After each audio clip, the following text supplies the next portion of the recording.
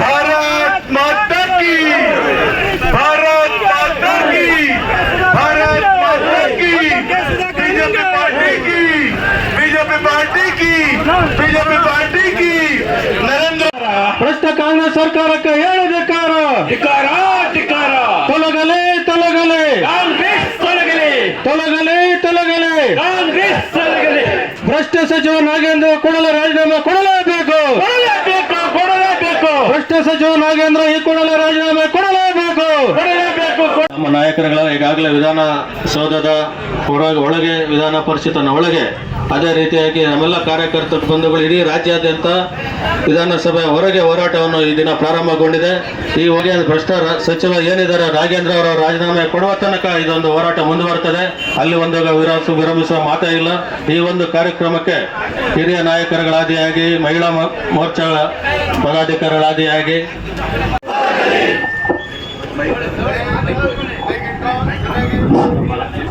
भारत माता की, भारत माता की, नरेंद्र मोदी जी की, नरेंद्र मोदी जी की जय श्री राम, जय श्री राम.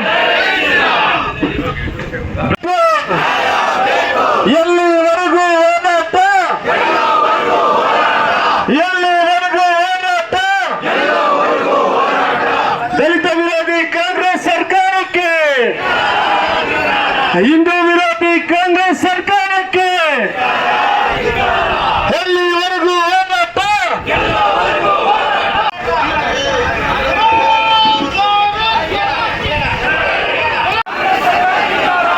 ಈ ದಿನ ಇನ್ನು ಕಾಂಗ್ರೆಸ್ ಸರ್ಕಾರ ಬಂದು 3.5 ವರ್ಷ ಆಗಿದೆ.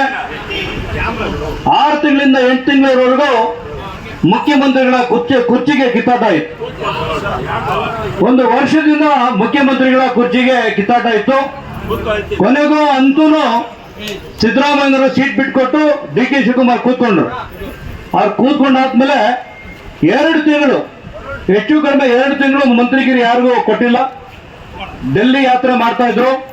ಡೆಲ್ಲಿ ಯಾತ್ರೆ ಮುಗಿದಾದ್ಮೇಲೆ ಆ ಡೆಲ್ಲಿ ಯಾತ್ರೆಯಲ್ಲಿ ಏನು ವಾಲ್ಮೀಕಿ ನಿಗಮದ ಹಗರಣ ಮಾಡಿರ್ತಕ್ಕಂಥ ದರೋಡೆಗಾರಿರ್ತಕ್ಕಂಥ ಮಂತ್ರಿತ್ವವನ್ನು ತಂದಿರ್ತಕ್ಕಂಥ ನಮ್ಮ ಬಿಜೆಪಿ ಸರ್ಕಾರ ನೇತೃತ್ವದಲ್ಲಿ ಹೋರಾಟ ಮಾಡಿ ಮಂತ್ರಿಗಿರಿಯನ್ನ ತೆಗೆದಿರ್ತಕ್ಕಂಥದ್ದಾಗಿತ್ತು. ಆದ್ರೂ ಅವ್ರದ್ದು ಇಡಿ ಕೇಸ್ ಇತ್ತು, ಜೈಲಲ್ಲಿದ್ರು, ಬೇಲ್ ಮೇಲಿದ್ದಾರೆ, ಎನ್ಕ್ವೈರಿ ನಡೀತಾ ಇದೆ.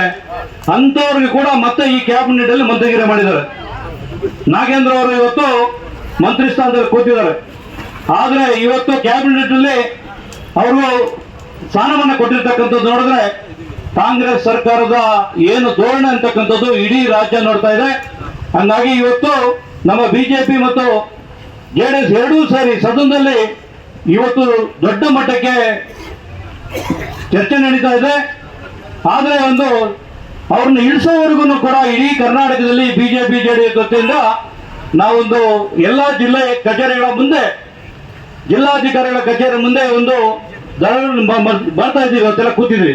ಎಲ್ಲ ಮುಖಂಡರು ಅವರ ನಮ್ಮ ಸಂಸದರಾದ ಡಾಕ್ಟರ್ ಕೆ ಸುಧಾಕರ್ ಅವರು, ನಮ್ಮ ಪ್ರಭಾರಿಗಳಾದ ಬ್ಯಾಟರಂಗೇಗೌಡರು, ಕೇಶವ ರೆಡ್ಡಿ ಅವರು, ಮುಂಡರಾಜು ಅವರು, ಗೋಪಾಲ್ ಅವರು, ನಮ್ಮ ನಿಕಟಪುರ ಅಧ್ಯಕ್ಷರಾಗಿರ್ತಕ್ಕಂಥ ರಾಮಲಿಂಗಪ್ಪ ಅವರು, ಇಡೀ ನಮ್ಮ ಬಿಜೆಪಿಯ ಪದಾಧಿಕಾರಿಗಳು, ಎಲ್ಲ ಮಂಡಲ ಅಧ್ಯಕ್ಷರು ಎಲ್ಲರೂ ಕೂತಿರ್ತಕ್ಕಂಥ ಇಡೀ ಕರ್ನಾಟಕದಲ್ಲಿ ಬಿಜೆಪಿ ಕಾರ್ಯಕರ್ತರು ಹಾಗೂ ಜೆಡಿಎಸ್ ಕೂಡ ಸೇರಿ ಇವತ್ತು ದಾರಿಯಲ್ಲಿ ಕೂರ್ತೀವಿ. ಮಂತ್ರಿಗಿರಿ ತೆಗೆಯುವವರೆಗೂ ಬಿಡೋದಿಲ್ಲ. ಅದೇ ರೀತಿ ಈ ಕಾಂಗ್ರೆಸ್ ನಲ್ಲಿ ಈಗಾಗಲೇ ಎಷ್ಟು ಮಟ್ಟಕ್ಕೆ ರಾಷ್ಟ್ರ ಭಕ್ತಿ ಇದೆ ಅಂತ ನೋಡ್ತಾ ಇದೆ. ಏನಿವತ್ತು ಒಂದೇ ಮಾತರಂ ಏನು ಇಡೀ ದೇಶದಲ್ಲಿ ಎಲ್ಲರೂ ಗೌರವಿಸ್ತಾ ಇದ್ದಾರೆ. ಆದ್ರೆ ಆಗಸ್ಟ್ 15ನೇ ತಾರೀಕು ಸೋನಿಯಾ ಗಾಂಧಿ ಅವರು, ರಾಹುಲ್ ಗಾಂಧಿ ಅವರು ಎಷ್ಟು ಮಟ್ಟಕ್ಕೆ ಅವರು ಗೌರವ ಕೊಟ್ಟಿರ್ತಕ್ಕಂಥದ್ದು ಇಡೀ ದೇಶ ನೋಡ್ತಾ ಇದೆ. ಕಾಂಗ್ರೆಸ್ಗೆ ದೇಶಭಕ್ತಿ ಇಲ್ಲ, ಅವರಿಗೆ ಮತ ಬ್ಯಾಂಕ್ ಬೇಕು, ದರೋಡೆ ಮಾಡ್ತಕ್ಕಂಥ ಕೆಲಸ ಬೇಕು. ಅದನ್ನ ಧಿಕ್ಕಾರ ಮಾಡಿ ಇವತ್ತು ನಮ್ಮ ಡಾಕ್ಟರ್ ಕೆ ಸುಧಾಕರ್ ನೇತೃತ್ವದ ದೊಡ್ಡ ಮಟ್ಟಕ್ಕೆ ಇವತ್ತು ನಾವು ಚಳವಳಿ ಮಾಡ್ತಾ ಇದ್ದೇವೆ. ಹಂಗಾಗಿ ತೀಕ್ಷ್ಣವಾಗಿ ಹೋರಾಟ ನಡೀತದೆ. ನಮ್ಮ ಸಾಕಷ್ಟು ನಾಯಕರು ಈಗಾಗಲೇ ಲೇಟ್ ಆಗಿದೆ, ಸಾಕಷ್ಟು ಜನ ಮಾತಾಡೋದಿದೆ. ಹಂಗಾಗಿ ಈ ಒಂದು ಹೋರಾಟ ಇವತ್ತು ಚುರುವಾಗಿದೆ. ಇವತ್ತು ಏನು ಶುರುವಾಗಿರ್ತಕ್ಕಂಥದ್ದು ನಾಳೆಯಿಂದ ಒಂದೊಂದು ವಿಧಾನಸಭಾ ಕ್ಷೇತ್ರದಿಂದ ಕೂಡ ಇಡೀ ಜಿಲ್ಲೆ ಕೂಡ ಸುಮಾರು ವಾರ ಆಗಲಿ, 10 ದಿವಸ ಆಗಲಿ, 15 ದಿವಸ ಆಗಲಿ ಮಂತ್ರಿಗಿರಿ ಇಳಿಸೋವರೆಗೂ ನಾವು ಧರಣಿ ಮಾಡ್ತೀವಿ, ಹಂಗಾಗಿ ಕೂತಿರ್ತೀವಿ. ಎಲ್ಲ ಬಂದಿರ್ತಕ್ಕಂಥ ನಮ್ಮ ಕಾರ್ಯಕರ್ತರು ಸಾಕಷ್ಟು ನೂರಾರು ಸಂಖ್ಯೆಯಲ್ಲಿ ಸಾವಿರಾರು ಸಂಖ್ಯೆಯಲ್ಲಿ ಬಂದಿದೆ. ತಾವೆಲ್ಲ ಕಾಂಗ್ರೆಸ್ ಸರ್ಕಾರದ ವಿರುದ್ಧವಾಗಿ ಹೋರಾಡ್ತಕ್ಕಂಥದ್ದು ಏನು ಮನಸ್ಸಿದೆ, ತಾವೆಲ್ಲ ಇದೇ ರೀತಿ ಬೆಂಬಲ ಕೊಡಬೇಕು, ಈ ಮಂತ್ರಿಗಿರಿ ಇಳಿಸ್ಬೇಕಂತ ಆಗ್ರಹ ಮಾಡ್ತೀನಿ. ನಮಸ್ಕಾರ. ಬೋಲೋ ಭಾರತ್ ಮಾತಾ ಕಿ ರಚನೆ. ಇವತ್ತು ದೀನ ದಲಿತರಿಗೆ, ಪರಿಶಿಷ್ಟ ಜಾತಿ ಪಂಗಡದವರಿಗೆ, ಇವರ ಅಭಿವೃದ್ಧಿಗೆ ವಿಶೇಷವಾಗಿ ಒಂದು ಕಾನೂನನ್ನ ರಚನೆ ಆಗಿದೆ. ಅದು SCP TSP ಹಣದಲ್ಲಿ ಇವರು ಎಲ್ಲಿ ವಾಸ ಮಾಡ್ತಾರೆ, ಈ ವರ್ಗದವರ ಸಮುಚ್ಚಯಗಳನ್ನ ಎಲ್ಲ ರೀತಿಯಲ್ಲಿ ಕೂಡ ಅಭಿವೃದ್ಧಿ ಮಾಡುವಂತ ಯೋಜನೆ. ಅದೇ ರೀತಿ ಇವ್ರ ಮಕ್ಕಳಿಗೆ ಸ್ಕಾಲರ್ಶಿಪ್, ಪರಿಶಿಷ್ಟ ಜಾತಿ ಪರಿಶಿಷ್ಟ ಪಂಗಡದ ಬಡವರ ಮಕ್ಕಳಿಗೆ ಸ್ಕಾಲರ್ಶಿಪ್ ಕೊಡ್ಲಿಕ್ಕೆ, ಬಡ ರೈತರ ಜಮೀನುಗಳಲ್ಲಿ ಬೋರ್ವೆಲ್ಗಳನ್ನ ಹಾಕ್ಸ್ಲಿಕ್ಕೆ, ಇದೆಲ್ಲಕ್ಕೂ ಕೂಡ ಅನುದಾನವನ್ನ SCP ಮತ್ತು TSP ಯಲ್ಲಿ ಇಟ್ಟದ್ದು. ಆದ್ರೆ ಕಾಂಗ್ರೆಸ್ ಸರ್ಕಾರ ಬಂದ ಮೇಲೆ ಯಾರ ವೋಟ್ನಿಂದ, ಯಾರು ಮತಗಳಿಂದ ಇವತ್ತು ಕಾಂಗ್ರೆಸ್ ಸರ್ಕಾರ ರಚನೆ ಆಯ್ತು, ಮೊದಲು ಅವರು ಕೊಳ್ಳೆ ಇಟ್ಟಿದ್ದು ಅವರ ಹಣಕ್ಕೇನೆ, ಇವತ್ತು ಅನುದಾನಕ್ಕೇನೆ ಕೊಳ್ಳೆ ಇಟ್ಟಿದ್ದು ಯಾವುದು ಕಾಂಗ್ರೆಸ್ ಸರ್ಕಾರ.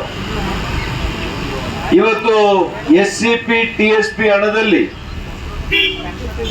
ಬಹಳಷ್ಟು ಹಣವನ್ನ ತೆಗೆದುಕೊಂಡು ಇವತ್ತು ಗ್ಯಾರಂಟಿ ಅನುದಾನಗಳಿಗೆ ಉಪಯೋಗ ಮಾಡ್ತಾ ಇದ್ದಾರೆ. ಕೇಳಿದ್ರೆ ನಾವು ನಿಮಗೆ ಕೊಡ್ತಾ ಇದ್ದೀವಲ್ಲ ಅಂತ.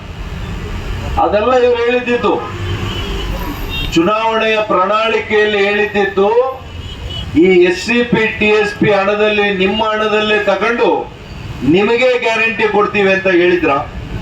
ಹೇಳಿಲ್ಲ. ಇದು ಮಹಾ ಮೋಸವನ್ನ ಇಡೀ ಸರ್ಕಾರ, ಕಾಂಗ್ರೆಸ್ ಸರ್ಕಾರ ಮೊದಲು ಮಾಡು. ನೀವೇನೇನ್ ಬೇಕು ಅದು ಮಾಡಿ ಚುನಾವಣೆಗೆ ಹಣ ಸಂಗ್ರಹ ಮಾಡಬೇಕು ಅಂತ ಹೇಳಿದ್ರು. ಯಾವಾಗ ಅವ್ರು ಹೇಳಿದ್ರು, ನಾಗೇಂದ್ರ ಅವರು ಮೊದಲೇ ಬಳ್ಳಾರಿ ಹೆಸರುವಾಸಿ, ಧೂಳಲ್ಲಿ ಹಣ ಮಾಡಿರೋರು. ಅಲ್ಲೇನಪ್ಪ, ಮಣ್ಣಿನ ಧೂಳಲ್ಲಿ ಕೋಟ್ಯಾಂತರ ರು ಹಣವನ್ನ ನೋಡಿರೋರು, ಮಾಡಿರೋರು. ಇನ್ನ ರಾಜ್ಯದ ಮುಖ್ಯಮಂತ್ರಿಗಳೇ ಹಣ ಸಂಗ್ರಹ ಮಾಡಿ ಅಂದ್ರೆ ಹೇಳ್ಬೇಕ? ಇನ್ನ ಸರಿ, ಅವ್ರ ಇಲಾಖೆಯಲ್ಲಿರೋ ಹಣ ಎಲ್ಲ ಕೂಡ ನಾನು ತಗೋಬಹುದು ಅಂತ ಹೇಳಿ ಒಂದು ತೀರ್ಮಾನಕ್ಕೆ ಬಂದ್ರು. ಬಂದೇನ್ ಮಾಡಿದ್ರು, ಅವ್ರು ಕಾಣಿಸಿದ್ದು ಪರಿಶಿಷ್ಟ ಪಂಗಡದ ವಾಲ್ಮೀಕಿ ನಿಗಮದಲ್ಲಿ ಇರ್ತಕ್ಕಂಥ ಹಣ. ವಾಲ್ಮೀಕಿ ನಿಗಮ ಇರೋದೇನಕ್ಕೆ? ವಾಲ್ಮೀಕಿ ಜನಾಂಗದ ಬಡವರ ಅಭಿವೃದ್ಧಿಗೆ, ಅಭಿವೃದ್ಧಿಯ ಕಲ್ಯಾಣಕ್ಕೋಸ್ಕರ. ಆ ಹಣವನ್ನ ಇವ್ರು ಏನ್ ಮಾಡಿದ್ರು, ಚುನಾವಣೆ ಬಂದಿದೆ, ಬಳ್ಳಾರಿ ಲೋಕಸಭೆಯನ್ನ ಗೆಲ್ಸ್ಕೋಬೇಕು. ಏನ್ ಮಾಡಿದ್ರು, 187 ಕೋಟಿ ರೂಪಾಯಿಗಳು ವಾಲ್ಮೀಕಿ ನಿಗಮದಲ್ಲಿದ್ದಂತ 187 ಕೋಟಿ, ಇದನ್ನ ಹೈದರಾಬಾದಿಗೆ ಹವಾಲಾ ಮೂಲಕ ಎಲ್ಲೆಲ್ಲಿ ಕಳಿಸಿದ್ರು? ಬಾರ್ ಅಂಡ್ ರೆಸ್ಟೋರೆಂಟ್ಗಳಿಗೆ, ಚೀಟಿ ನಡೆಸುವಂತ ಚಿಟ್ ಫಂಡ್ಗಳಿಗೆ, ಪೆಟ್ರೋಲ್ ಪಂಪ್ ಸ್ಟೇಷನ್ಗೆ. ಇದು ನಾವ್ಯಾರು ಹೇಳ್ತಾ ಇಲ್ಲ. ಹೀಗೆ ತನಿಖೆ ಮಾಡಿದಂತ ಇಡಿ ಅಧಿಕಾರಿಗಳು ಹೇಳಿರುವಂತ ಮಾತಿದು. ಮತ್ತೆ ಅವ್ರೇನ್ ಸುಮ್ಮನೆ ಹೇಳಿಲ್ಲ. ದೋಷಾರೋಪ ಪಟ್ಟಿ, ಚಾರ್ಜ್ ಶೀಟ್, ಆ ಚಾರ್ಜ್ ಶೀಟ್ ಅಲ್ಲೇ ಉಲ್ಲೇಖ ಮಾಡಿದ್ದಾರೆ. 187 ಕೋಟಿ ಅವ್ಯವಹಾರ ನಡೆದಿದೆ, ಭ್ರಷ್ಟಾಚಾರ ನಡೆದಿದೆ ವಾಲ್ಮೀಕಿ ನಿಗಮದಲ್ಲಿ. ಇದಕ್ಕೆ ಮುಖ್ಯ ರೂವಾರಿ ಅಂದಿನ ಸಚಿವರಾಗಿದ್ದಂತ ನಾಗೇಂದ್ರ ಅವರು ಅಂತ ಕೂಡ ಅವರು ಉಲ್ಲೇಖ ಮಾಡಿದ್ದಾರೆ.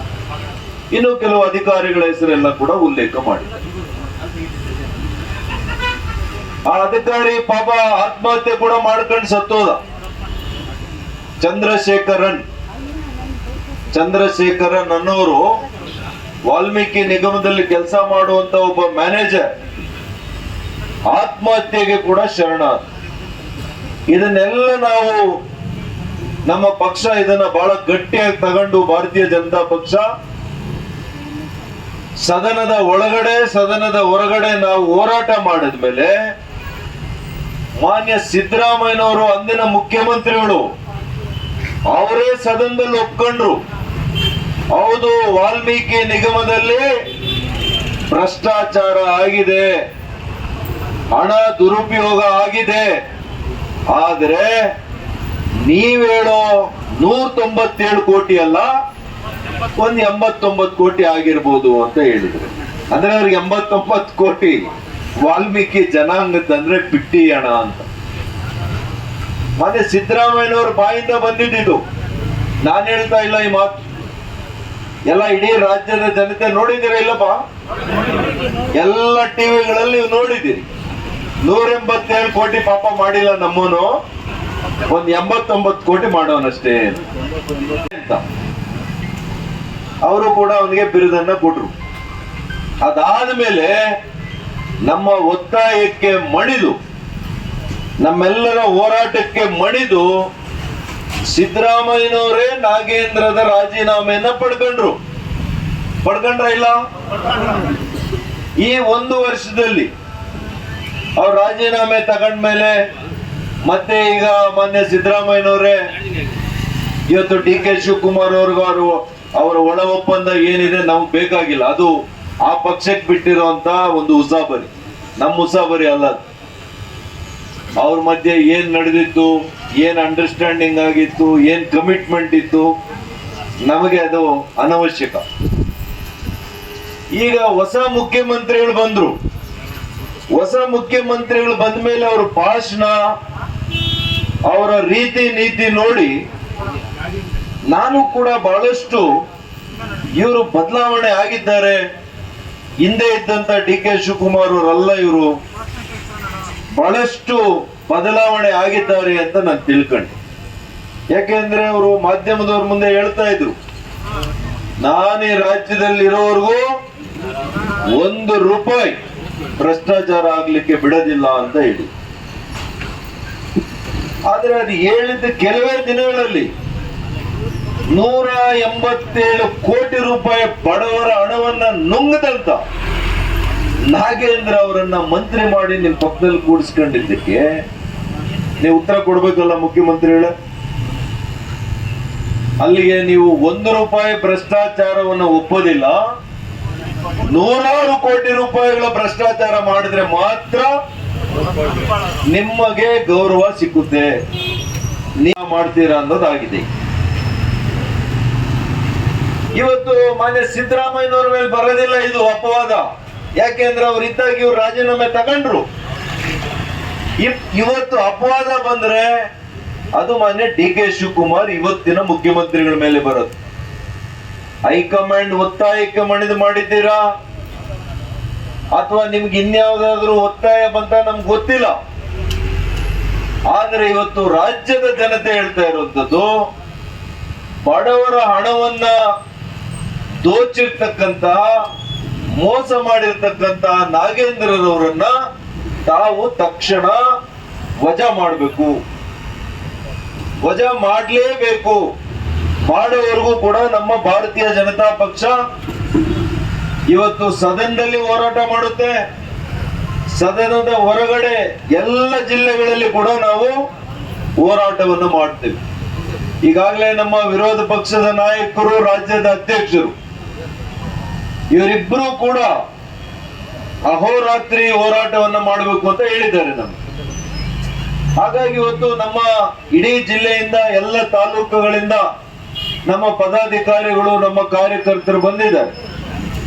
ನಾಳೆಯಿಂದ ಪ್ರತಿ ಕ್ಷೇತ್ರದಿಂದ ಹೆಚ್ಚಿನ ಜನರು ಇಲ್ಲಿ ಬಂದು ಈ ಹೋರಾಟದಲ್ಲಿ ಪಾಲ್ಗೊಳ್ಳುತ್ತಾರೆ.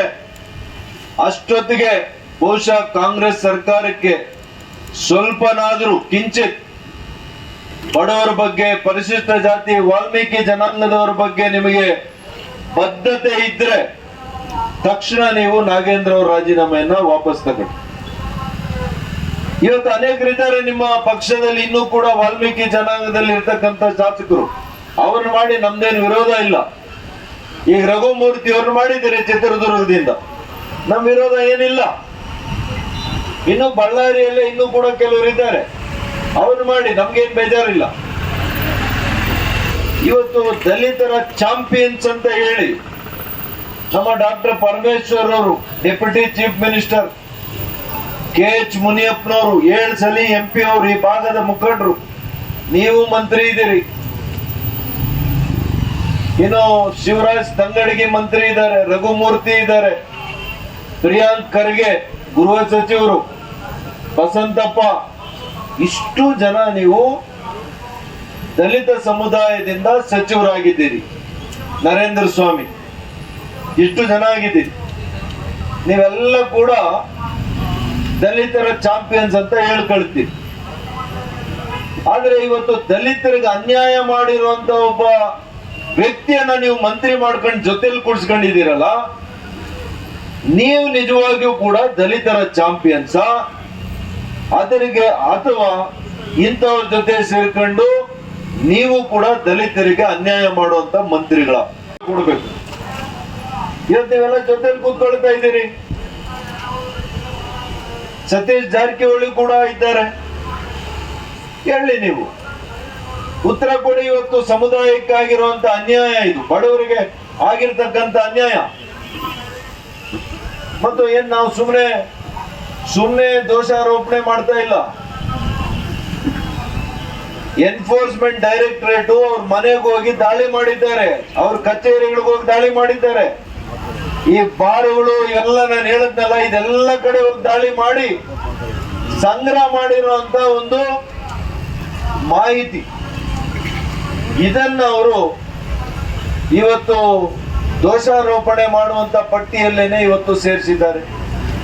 ಇಷ್ಟು ಆದ್ಮೇಲೂ ಕೂಡ ನೀವು ಒಂದು ವಿತಂಡವಾದವನ್ನ ಮಂಡಿಸಿ ಇಂಥ ಒಬ್ಬ ವ್ಯಕ್ತಿಯನ್ನ ನೀವು ಮಾಡಿದ್ದೀರಿ ಅಂದ್ರೆ, ಈ ಹಣ ನಮ್ಮ ಗೌಡ್ರು ಹೇಳಿದಂಗೆ ಕೇವಲ ರಾಜ್ಯದಲ್ಲಿ ಮಾತ್ರ ಇದು ಸಂಚಾರ ಆಗಿಲ್ಲ.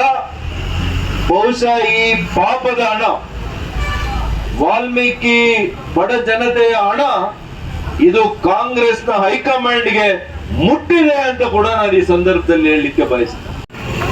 ಅವ್ರಿಗೆ ಮುಟ್ಟದೇ ಇದ್ದಿದ್ರೆ ನಾಗೇಂದ್ರ ಅವರು ಹೋಗಿ ಅವರಿಗೆ ಬ್ಲಾಕ್ ಮೇಲ್ ಮಾಡಕ್ ಆಗ್ತಾ ಇರ್ಲಿಲ್ಲ. ಇವತ್ತು ಅವರಿಗೆ ಸ್ಥಾನ ಸಿಕ್ಕಿದೆ ಅಂದ್ರೆ ಸಂಪುಟದಲ್ಲಿ, ಅದು ಬ್ಲಾಕ್ ಮೇಲ್ ಮಾಡಿ, ಹೈಕಮಾಂಡ್ಗೆ ಬ್ಲಾಕ್ ಮೇಲ್ ಮಾಡಿ ಇವತ್ತು ಸಚಿವ ಸ್ಥಾನವನ್ನ ಗಿಟ್ಟಿಸ್ಕೊಂಡಿದ್ದಾರೆ.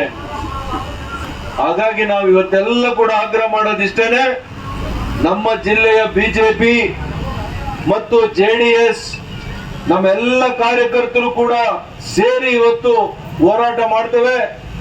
ಹೋರಾಟ ಮಾಡಿ ಒಕ್ಕರಲಿಂದ ಇವತ್ತು ನಾವು ನಮ್ಮ ಡಿಮ್ಯಾಂಡ್, ನಾಗೇಂದ್ರ ಅವರನ್ನ ತಕ್ಷಣ ನೀವು ಸಂಪುಟದಿಂದ ಕಿತ್ತಾಕ್ಬೇಕು ಅಂತ ಈ ಸಂದರ್ಭದಲ್ಲಿ ಹೇಳ್ತಾ, ಮತ್ತೊಮ್ಮೆ ಸಭೆಯಲ್ಲಿ ಸೇರಿರ್ತಕ್ಕಂಥ ಈ ಒಂದು ಹೋರಾಟಕ್ಕೆ ಸ್ಪಂದಿಸಿ